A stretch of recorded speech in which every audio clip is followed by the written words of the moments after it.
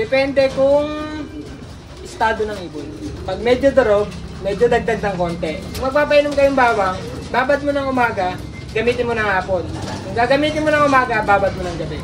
Diskarte naman sa bawang, yung pag nabalatan mo na lahat, tusok-tusukin mo lang ng stick.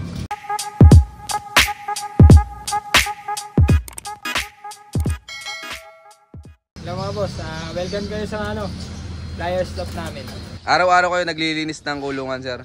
Bawal hindi kasi iwas tayo sa sakit. Iwas sa kahit anong sakit. Mainam ng malinis kahit madumi. Hindi totoo yung kasabi na sanayin sa dumi.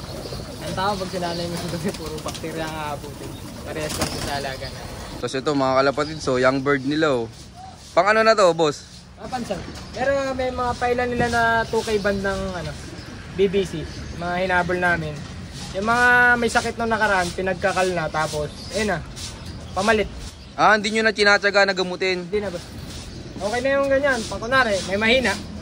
Dito pa lang, mahina na. Bababa na yun, kal. Tapos, suksok na lang doon sa mga nakabang na breeder. Ito mga kalapatid, so binibilad nila. Magdamag to dito, boss Aya? Minor shine, walang tanggalan yan. Pag inabot ng sakit dyan, baba, kal, tapos suksok sa ibang ibon. Ilang buwan bago nyo ilipat sa flyers loop tong mga inakay? Matagal, boss. Ito, katulad yan, mga hindi pa nagbibihis. Matagal yan kasi tinuturuan ko mga pa lang yan tatatlo. So mga kalapatid, so ayan, pag ito, katulad yan, mahina. Pag ayan, nagtuloy-tuloy ng hina, bababa ko na yan. mahigpit pala kayo dito pag select ng mga panlaban nyo, sir, ano? Kailangan. Mahigpit. Kasi yung mga kalaban natin, grabe mag-alaga. Lahat ng linilipad nun, puro mga ace bird, puro malalakas. Tsaka buti kayo dito, hindi nahihirapan magturo kasi pinapagulang nyo pala muna ibon. Tsaka okay lang dito nakatape. Pag lumipad, babagsak doon, nakatape. Kaya makahon. Hindi katulad pag masyado mataas yung lock. Pag nag-tape ka, pag laglag, patay ka agad dito. Yun pala, diskarte nyo dito, sir, may tape. Lagi yan, may mga tape. Ayan ito, may mga tape. Ito, matuturuan ko sana. Magsa-summer na, hinto muna ako. So mga kalapatid sila, Ayan, sa mga gustong gumawa nung technique nila dito pagtuturo ng inakay. PHA, YB band. Sisilipin naman natin yung loob ng loop nila, sir. Dito tayo sa loob ng mismong flyer loop namin. Dito nagpapahinga lahat ng ibon namin. Tulad niyan, may naglilinis. Pagkatapos nila rumonda, papatukon natin kakain natin. Kasapon na lang ulit. Ayan katulad yan, open ka. Sama-sama lahat yan. Lahat ng kak, lahat ng yung sama-sama. Ngayon, pag racing na, dito na pumapasok yung pagmamotivate. Meron na motivation dito, may mga pasok. Para kung sakali may mag-itlog, may magpares. Pero hindi namin ginagawa yung parehas magpanlaban, pinagpapares. May mga times lang na nangyayari ng ganun, pero pinag-iiwalay ko. Tapos, kukuha ko ng stock bird sa baba. Kung maganda yung lipad niya, tsaka ako paparisan. Yan, sir, pagdating naman ng karera, ano yung diskarte nyo dito sa loop nyo? Training pa rin. Importante yung practice ng ibon. Training. Palipad. Kasi yung diskarte namin sa gamot, hindi naman ganun ka-crucial. Ang crucial sa amin, training. Kaya number 1 sa amin, palipad. Yung nakaraang season, araw-araw ako wala akong pahinga. Yung toss namin ng magsisimula ng Tuesday, Wednesday, Thursday, Friday. Yung Tuesday ko, depende kung meron club sa PHA. Pag wala, self-toss ako, 50, 60, 70, ganun. Depende sa klima sa biyahe. Tapos Wednesday, depende pa rin. Kung merong club training, kakarga ko. Okay lang kahit 100 plus. 120, 100 kilometer, okay lang. Basta club training. Tapos Thursday, ganun pa rin. Minsan, meron ng club ng PHA, minsan wala. Ganun. Tapos Friday, self-toss na lang. Kasi wala nang wala nang club ng Friday na umaga. Kaya gagawin ko, babiyahe ako. Pero depende pa rin sa akin kung klima sa biyahe. Kung 50 km, medyo alanganin ako, baba ako konti. Pero pag maganda pa, tira ulit, biyahe pa ulit. Pero ang alis ko dito, ang max ko, 4 AM. Siguro alam nyo na kung gaano kalayo yung distance sa biyahe namin simula south.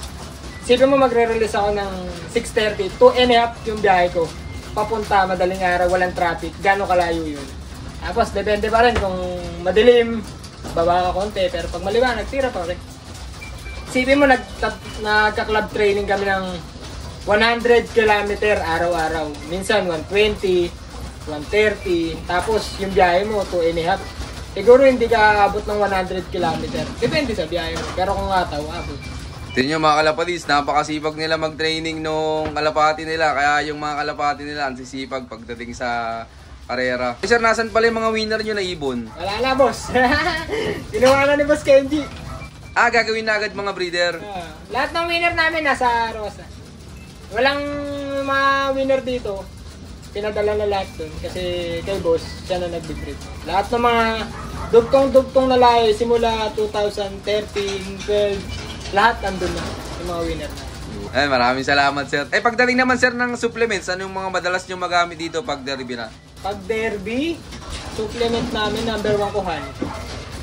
Honey ang number 1. Tapos sa supplement na iba, natural pa rin, every Monday flashing. Tapos supplement namin, honey.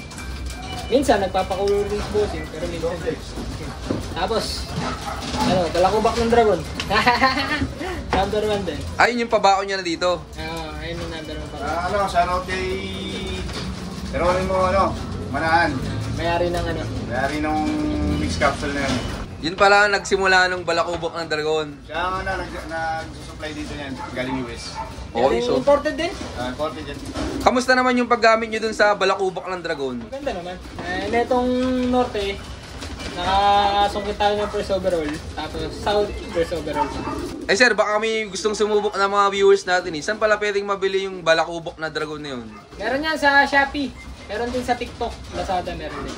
Tapos online, makakabili kayo kay Gerald Santos ng Mandaluyong. Di mas maganda, mag-direct na sila doon. Mas maganda kung may Gerald. Marami yan. Mix oil, mix capsule, balakubok ng dragon. Kompleto yan. Maraming salamat po, sir. Ayan, i-BM nyo na lang sila, mga kalapatids. Yan sir, tingin mo naman ano yung pinakang importante sa pagkakalapati para manalo? Kahin niya. Recovery. Kasi bugbog na ibon mo sa training. Ang recovery ang napakahirap. Kala mo maayos yung ibon, maayos yung ipot, maayos yung galaw. Pero yung loob, yung internal, siyempre hindi mo naman nakikita. Wala ka naman na extreme machine para makita kung kamusta na yung baga nila, kamusta na yan. Yung recovery ang napakahirap.